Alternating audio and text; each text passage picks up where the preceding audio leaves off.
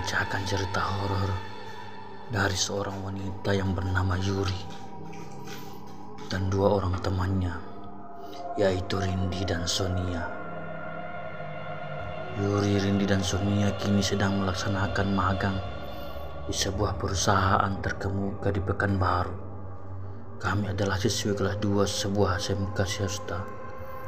Untuk menghemat biaya transport, maka kami mencari kosan yang dekat dengan tempat magang kami. Pada awal kami menempati kamar kos ini, kami tidak merasakan hal-hal aneh yang terjadi. Namun waktu itu ibu kos pernah bilang, entah bercanda atau serius, aku pun tak tahu, pasti beliau bilang bahwa kosan ini memang ada penunggunya. Karena mengira ibu kos hanya menakut-nakuti kami, maka kami pun tak ambil pusing. Kosan kami sendiri berada di lantai 3, yaitu lantai paling atas. Lantai pertama ibu kos gunakan sebagai rumah makan, sedangkan lantai kedua digunakan sebagai rumah ibu kos.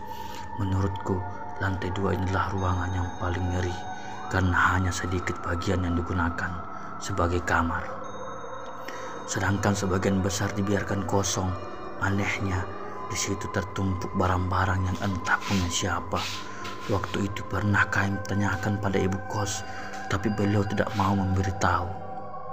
Kamar kos lantai 3 sendiri terdiri dari 6 kamar dan hanya 3 kamar yang terisi. Suasana gelap membuat kami lumayan deg-degan untuk tinggal sendiri.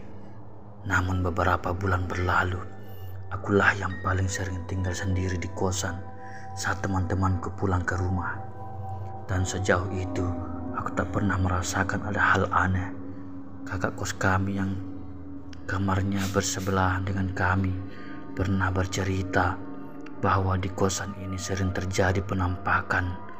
Pada awalnya kami tak percaya, namun setelah mereka pindah, suasana bertambah sepi dan mengerikan.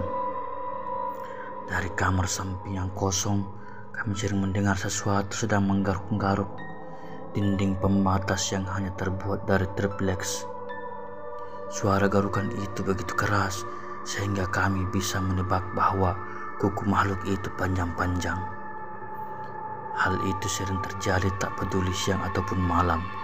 Puncaknya kami pun sering ketakutan, apalagi saat kami hanya bertiga di kosan itu. Aku merasa jauh lebih ketakutan saat Sonia menceritakan pengalaman yang menakutkan. Kejadian itu terjadi saat Sonia akan mandi. Kamar mandi sendiri lumayan jauh dari kamar kami. Untuk sampai ke sana harus melewati beberapa kamar kosong. Sebelum kejadian ini, dia memang sering mandi malam. Waktu sudah menunjukkan pukul 9 saat dia mengambil handuk dan berjalan ke kamar mandi. Di dekat kamar mandi itu terdapat sebuah jendela kaca. Dia bercerita bahwa ia melihat sosok genderuwo yang menatap tajam ke arahnya lewat jendela itu. Bisa kalian bayangkan seberapa besar dan tingginya makhluk itu, hingga kepalanya saja tampak di jendela lantai 3 kamar kami. Gara-gara takut, akhirnya Sonia tak jadi mandi. Ia hanya mencuci muka lalu balik lagi ke kamar. Beruntung, saat melihat makhluk itu Sonia tidak menjerit. Aku takut kalau aku jerit kalian juga akan ketakutan, katanya. Wah, temanku yang satu ini lumayan berani juga.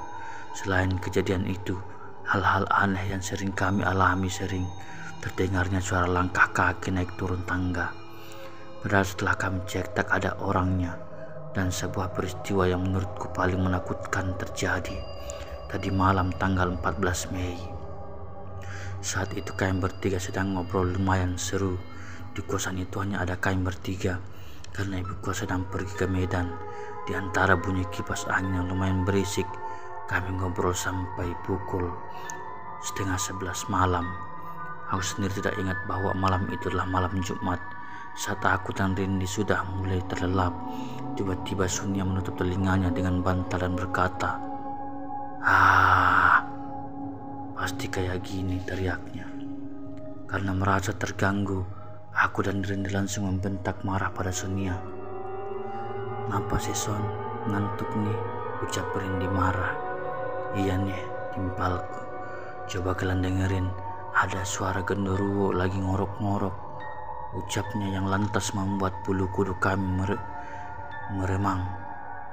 Karena merasa kurang percaya, akhirnya aku matikan kipas angin berisik itu dan mulai mendengarkan.